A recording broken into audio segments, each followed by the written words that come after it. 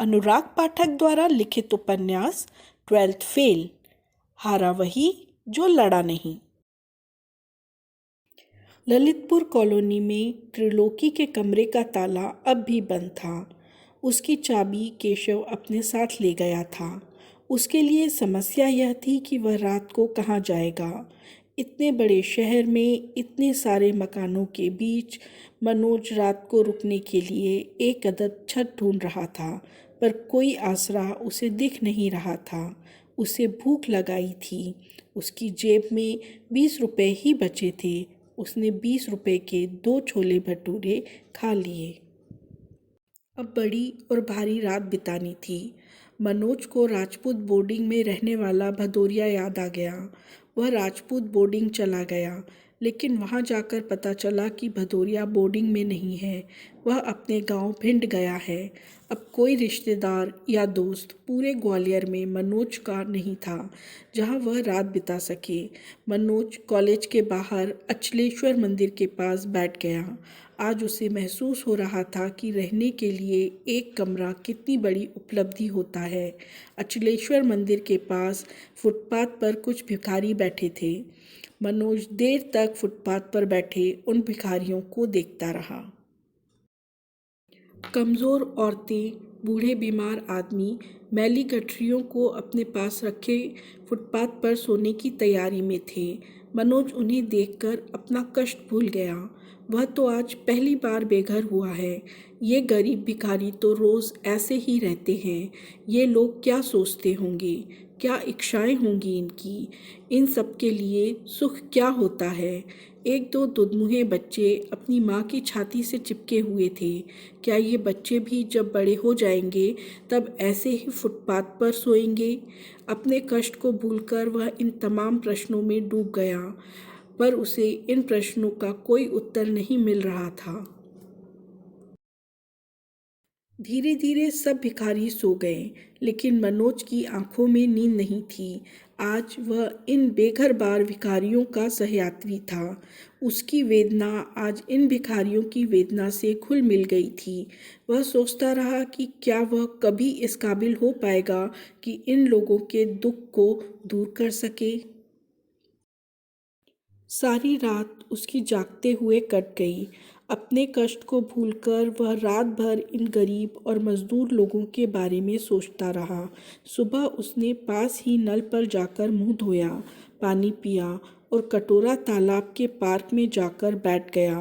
रात भर जागते रहने के कारण थके हुए मनोज को कटोरा तालाब की बेंच पर नींद आ गई। 2 घंटे सोने के बाद उसकी थकान कुछ कम हुई। अगले पूरे दिन वह कई बार कमरे पर गया। हर बार वहाँ ताला ही मिला। अब उसके पास एक भी पैसा नहीं बचा था। उसने दूसरा पूरा दिन कॉलेज में गुजार दिया और रात भूखे पेट कटोरा तालाब की बेंच पर करवटें बदलते हुए बिता दी।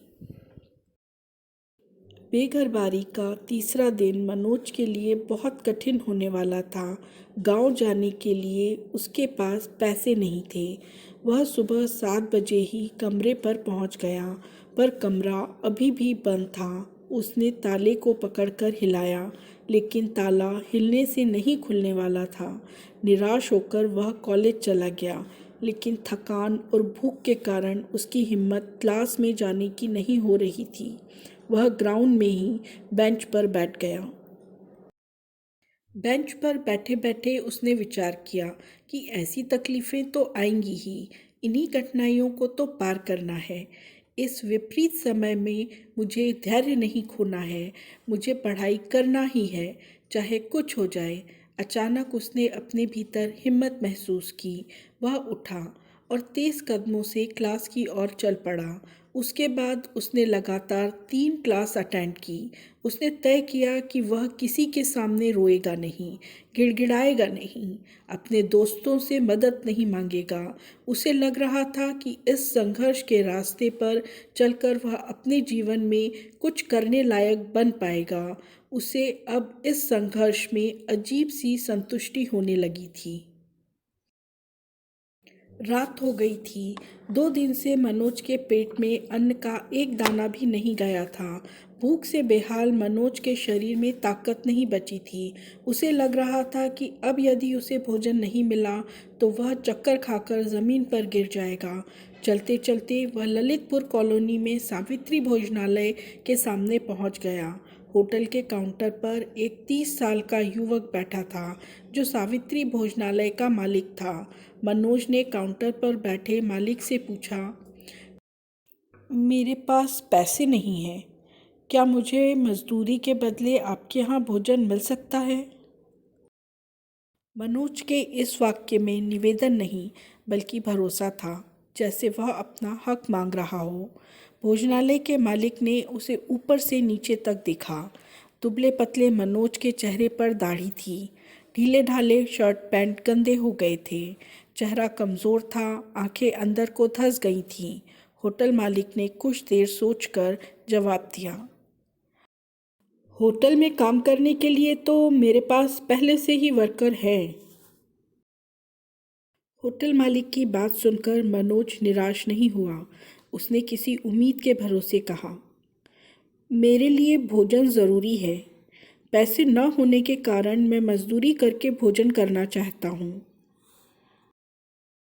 होटल मालिक के यहाँ सैकड़ों लड़के खाना खाने आते थे। कईयों के पास समय पर देने के लिए पैसे नहीं होते थे। वे उधार भी खाते थे। कई बार उधार वापस मिलता भी नहीं था। कई बार लड़के पैसा न होने पर रोनी सूरत बनाकर फ्री में भी खा जाते थे। होटल मालिक लड़कों की रग रग से वाकिफ था, लेकिन ऐसा कोई लड़का अथवा इस तरह का कोई प्रस्ताव इस होटल में पहले कभी नहीं आया था। होटल मालिक ने नौकर को आवाज़ लगाई, इन भाई साहब को एक थाली लगाओ। मनोज के सामने दाल, आलू गोभी की सब्जी, 5 रोटी और चावल से सजी थाली आ गई। वह खाना खाने लगा। उसका दिमाग सुन्न हो गया था। आज का भोजन साधारण नहीं था। भोजन पाने का आज का तरीका भी साधारण नहीं था। रोज़ कितनी आसानी से भोजन मिलता है, कितना कठिन होता है पेट भर भोजन मिलना, यह आज मनोज को महसूस हो रहा था। उसकी आंखों में आंसू आ रहे थे जिन्हें वह रोक रहा था। वह होटल मालिक की इंसानियत पर भी भावुक हो रहा था। भोजन करने के बाद वह होटल मालिक के पास गया। धन्यवाद, अब आप काम बताइए, मैं कुछ भी काम कर सकता हूँ। होटल मालिक फिर मनोज से रूबरू हो रहा था। आपने खाना खा लिया है? आपको इसके बदले मजदूरी करने की ज़रूरत नहीं है। तभी होटल में मनोज के कॉलेज का दोस्त रविकांत द्विवेदी आ गया। पूछने पर होटल मालिक ने उसे पूरी कहानी कह सुनाई। कारण जानकर उसने खाने के 30 रुपए निकालकर होटल मालिक की तरफ बढ़ा दिए, पर मनोज भोजन के बदले मजदूरी करने पर अड़ा रहा। इस सीन को अब होटल में उपस्थित प्रत्येक व्यक्ति देख रहा था। एक दाढ़ी वाला कमज़ोर सा लड़का खाना खाने के बदले मजदूरी करने की जिद पर अड़ा हुआ है। होटल मालिक उससे मजदूरी कराने को तैयार नहीं है। एक दूसरा लड़का थाली की कीमत 30 रुपए निकालकर अपने हाथ में पकड़ा है। बड़ा अजीब दृश्य था। रविकांत को भी नहीं पता था कि कॉलेज में सीधा सरल सा दिखने वाला मनोज इतना जिद्दी है। मनोज जैसे किसी नशे में बोल रहा था। उसका दिमाग जैसे एक जगह आकर अटक गया था। उसको नहीं पता था कि यह जिद उसके भीतर क्यों और कैसे आ गई।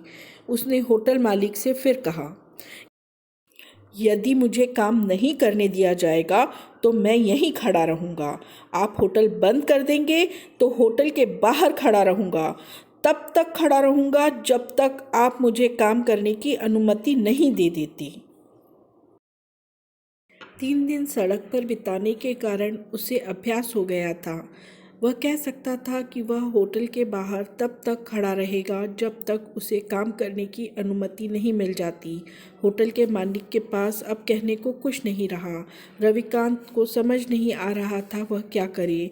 वह अपने हाथ में 30 रुपए लिए खड़ा रहा। होटल में उपस्थित कुछ लोग इस दृश्य पर हंस रहे थे। कईयों ने मनोज में एक बेवकूफ़ अथवा एक अति आदर्शवादी लड़का नजर आ रहा था।